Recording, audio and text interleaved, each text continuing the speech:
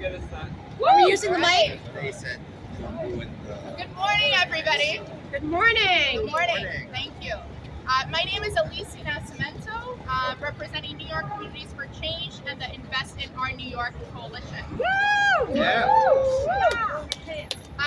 We are here today because we are calling Housing. on the state. Yes, my friend, So housing. many people without houses, 50 and up. See, this is the kind of reaction that we get because we know New Yorkers overwhelmingly oppose corporate giveaways and support investing in public goods like housing, right? And that's what we just saw the woman who just walked by.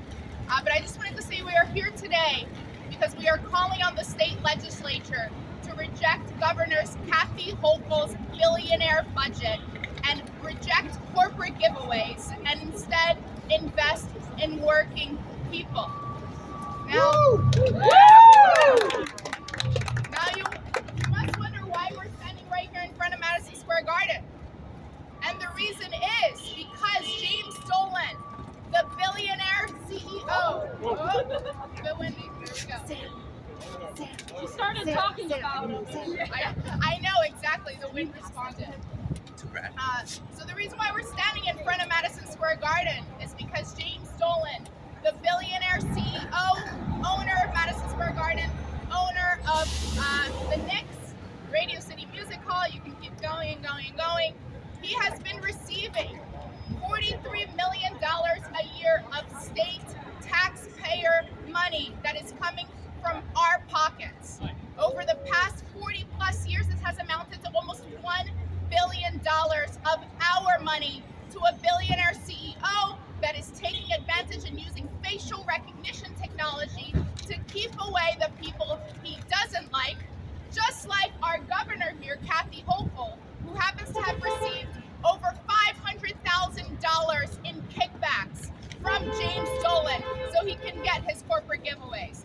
So just like he's keeping his enemies from Madison Square Garden, Governor Kathy Hochul is keeping out working class people from her billionaire budget. But, my friends, the governor is not just handing out tax breaks and giveaways to billionaires. In her latest budget, she is also expecting working class people to shoulder the cost of our state. So how is she choosing to raise revenue? She's choosing to hike up tuition for CUNY and SUNY. She's choosing to hike up fares and the subway. She's choosing to impose a cigarette tax. She's choosing to impose a regressive payroll tax rather than raise money from the billionaires who have gotten even richer during the pandemic. And now I keep referring to Governor Kathy Hochul, right? But I think a more appropriate name would be Crooked Kathy. Because Crooked Kathy and her corporate consultants are serving. That's right, my friend. You hear that? And it's resonating with New Yorkers everywhere. Crooked Kathy and her corporate consultants are giving giveaways to billionaires like James Dolan, and we are here to say that enough is enough. Woo! That we have a physical representation of what this looks like. I'm gonna go around here. And I want to call out where are my working class people? Could I get a tenant? What happens in Hochul's billionaire budget the left and the right when an asthma patient tries to go through? Charles, what's happening? What are we doing here? No, not even the asthma patient is getting through, folks. How about a tenant? What's happening with the governor's budget? No, Governor Hochul has not taken the needs of tenants into account and has prioritized real estate developers and luxury subsidies. Now what happens with an immigrant?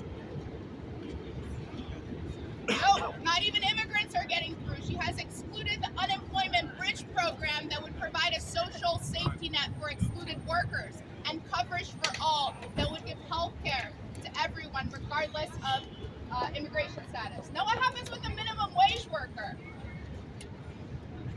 Man, not even the minimum wage worker is getting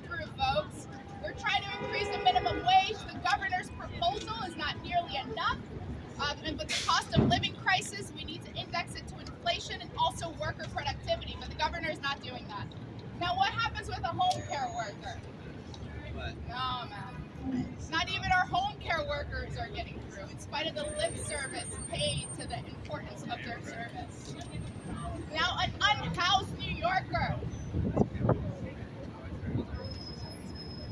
Unhoused New Yorkers are also getting ID'd, unfortunately. There's nothing about providing immediate housing to the thousands of homeless folks in New York City and state. Now, what happens when our friend, billionaire owner of Madison Square Garden, James Dolan, attempts to get through Governor Hochul's budget? Billionaires enter here. Boo! That's right, you're hearing from the crowd. Yeah. So, anyway, I wanted to start. We have a esteemed lineup of speakers, and I wanted to invite Joanza Williams, Director of Organizing for Vocal New York, who represented our unhoused New Yorkers. Joanza.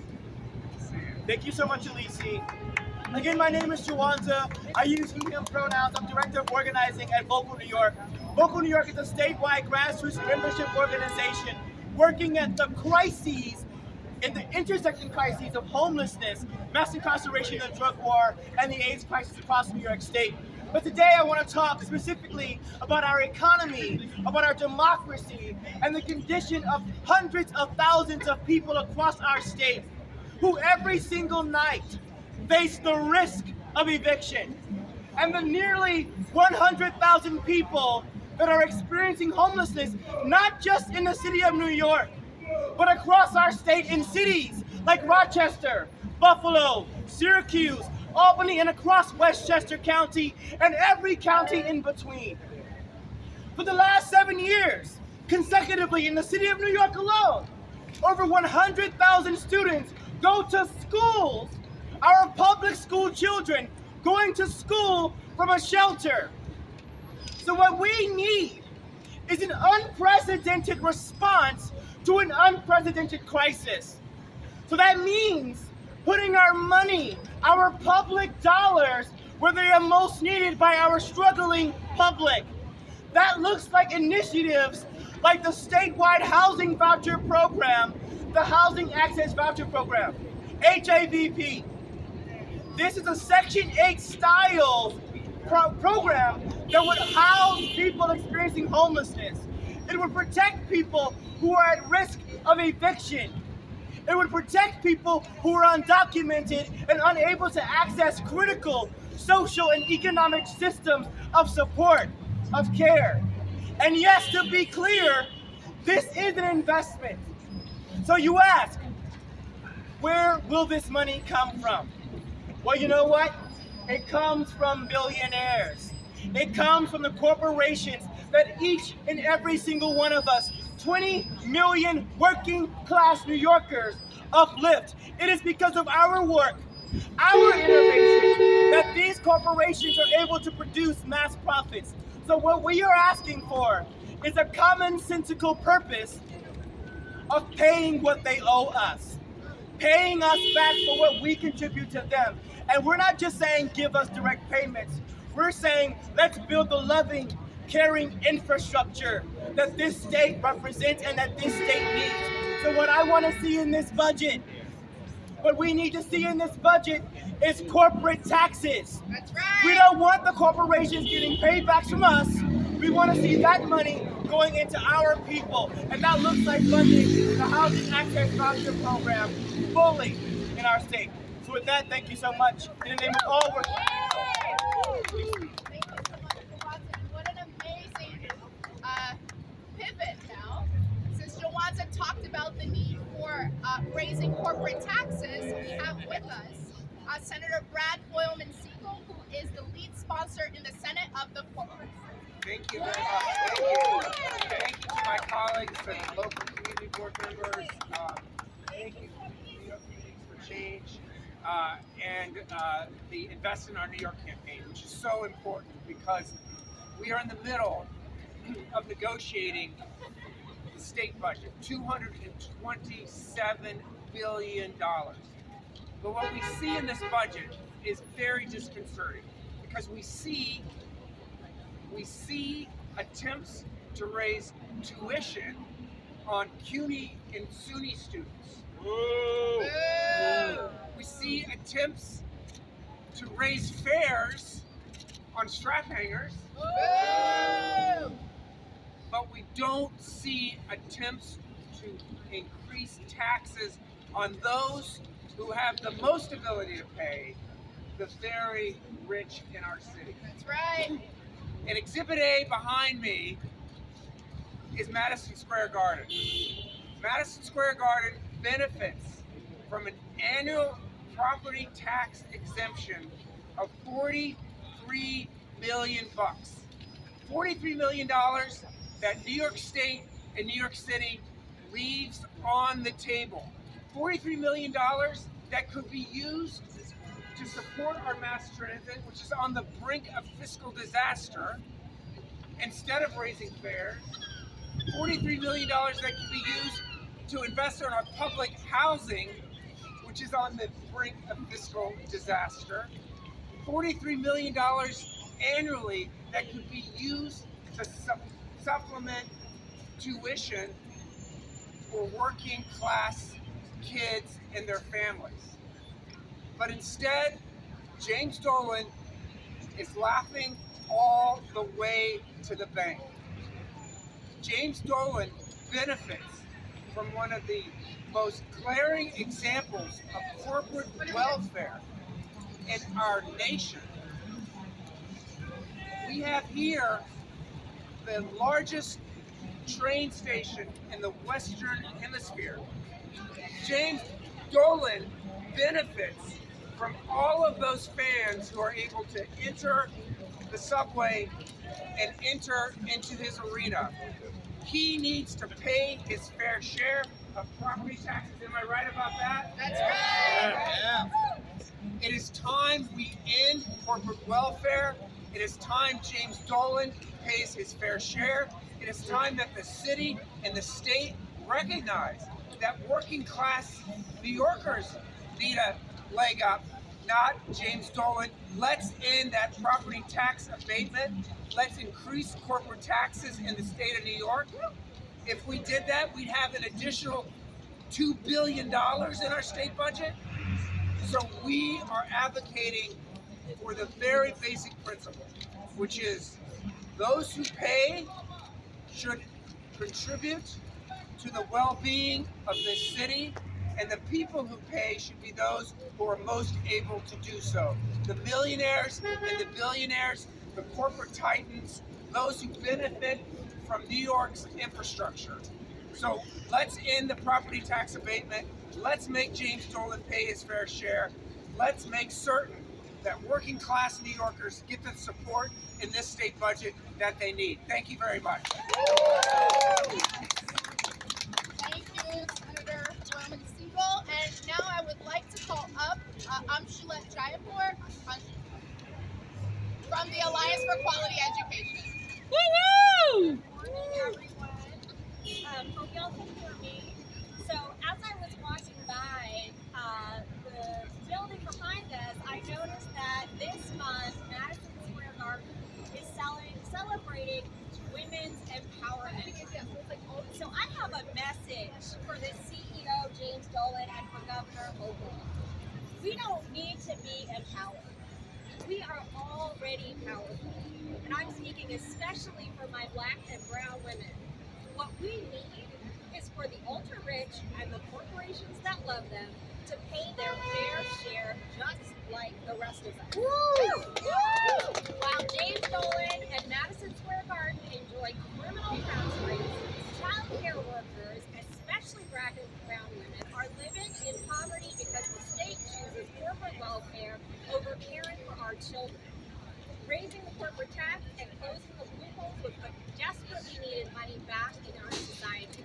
A $1 investment in the entire New York State child care workforce, just half of a single person, James Dolan's entire wealth, would keep provider stores open and keep educators out of poverty. This country has a long history of forcing Black women in particular from the time we slavery to care for other people's children for nothing. When we see that 97% of the workforce much has changed. But it's not just a moral argument, it's also an economic one. Corporations do not transform the economy, but you know what does? Childcare. We lose $57 billion annually because of a lack of affordable childcare. Just $1, for every $1 we invest in childcare, we get $13 back. I would challenge any corporation and any billionaire to show me those kinds of results. So I'll say it again. Women don't need to be empowered. We need to be paid. And we need wealthy to pay their fair share. It's not about empowerment. It's about basic economics and basic justice. Thank you all.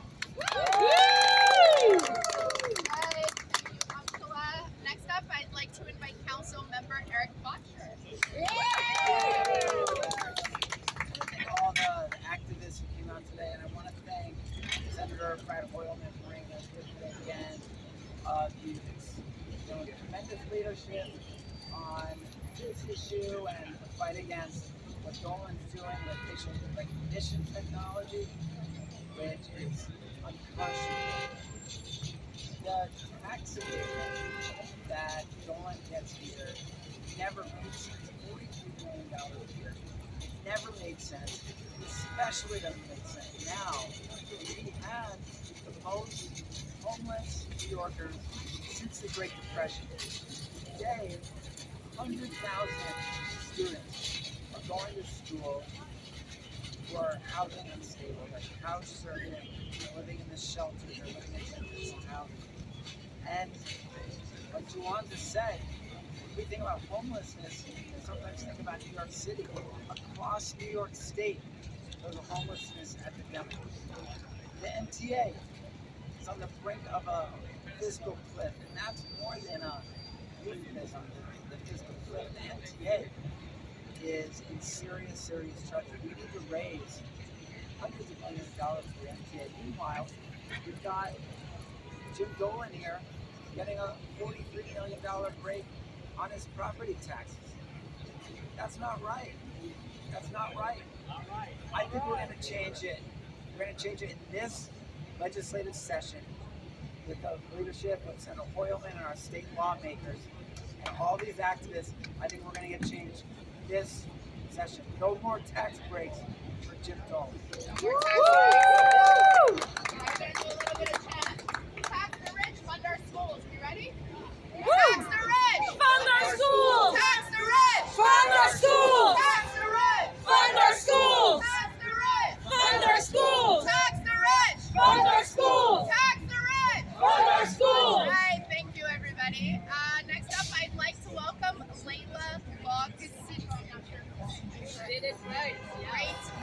She's the Community Board 5 Chair of Land Use. Thank you so much. Thank you. Thank you to all the activists who are here today. Thank you to our good Senator Brad Siegel, our Councilmember Eric Botcher. My name is Layla Logizico. I'm the chair of the Land Use, Housing and Zoning Committee for Manhattan Community Board 5. This little building behind us sits in our community. And as you've heard already, this little building enjoys a full tax exemption. So it's not a tax abatement where they would pay a little less taxes. It's a full tax exemption, meaning that this building pays zero taxes in property real estate taxes. I want to thank Senator Holman Siegel for his advocacy on fiscally responsible corporate tax policies, and we have a long way to go. So we're here in front of Madison Square Garden, the most blatant example of bad tax policy. In 1982, Madison Square Garden was given a full tax exemption on their real estate taxes. New York City mayor at the time, Mayor Ed Koch, later said that he thought it was only for 10 years. Oops, it was actually in perpetuity. And therefore, Madison Square Garden has enjoyed a tax exemption for 41 years and counting. Madison Square Garden has foregone paying what amounts pretty much to $800 million. It will reach $1 billion if this tax exemption is not repealed in 3 years. On a recent interview, Madison Square Garden owner justified the tax exemption by saying that all New York large sport arenas don't pay taxes. Well, he needs to redo his reconsider where he's getting his information. So for a quick refresher, Yankee Stadium pays $84 million in taxes per year. Barclay pays $50 million annually. All right, so the other venues do pay taxes. The fact that Madison Square Garden is entirely exempt is one of those aberrations, and that must be addressed immediately. The state is engaged in figuring out how to fund the much-needed Penn Station upgrades, on which they have to put a $7 billion price tag, and above which Madison Square Garden crouches. You'd think that they would have considered repealing the tax exemption. The state would issue bonds against the tax revenue for Penn Station. Instead, the state is pushing for a plan that is laden with more corporate welfare and massive tax abatements for towers that will likely never generate the necessary funding. Committee 1 is on record since 2013 advocating for the repeal of Madison Square Garden tax exemption. Corporate welfare does not work. It does not create jobs. It does not create economic growth. What does? Education, childcare. This is economic development, not tax breaks or corporate welfare. The city, especially Midtown, has a vibrant economy. Madison Square Garden is a publicly traded company with a published $1.4 billion revenue in 2020. I repeat, $1.4 billion with a B. It is a company that has access to capital through markets. Let market forces play out. They do not need a tax exemption. They should play by the same rules as any other corporation. Have you noticed how corporations are quick to ask for corporate welfare? They even demand it. If we don't get a tax break, we're not going to be able to survive. Well, guess what? They're very prosperous, and they can pay more in taxes. They love to mutualize the risk, but they never want to mutualize the profits. Cannot go this way. Those profits they guard jealously. It is time for New York to level the playing field. Whether real estate taxes or corporate taxes, corporations must pay their fair share. I applaud Senator Holman Segal for introducing Bill S-1980 that would make permanent and strengthen the state's existing corporate tax reforms. Thank you. Thank you. And as Layla was saying, James Dolan is expecting special treatment even within other corporations and other stadiums and venues that do pay property taxes. And why is that? I do think that the fact that him and also executives from Madison Square Garden, like I said, have given over $500,000 in kickbacks to our governor, Cook and Kathy Hochul. So I just wanted to hammer that home because there is a reason why if the governor is getting kickbacks, we're going to be seeing this type of corporate giveaway. And now, to close us out, I would like to welcome a PhD economist because we know, like our previous speaker said, this is also, corporate giveaways are bad for the economy. I'd like to welcome Emily Eisner, who is also a member of the Democratic Socialists of America. Hi everyone. As Lisa just said, I'm Emily Eisner. My credentials maybe matter, maybe don't, but anyway, I have a PhD in economics. So today I want to talk about some of the numbers.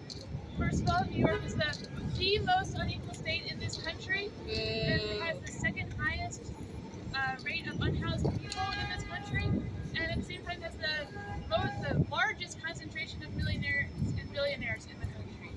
I love this sign.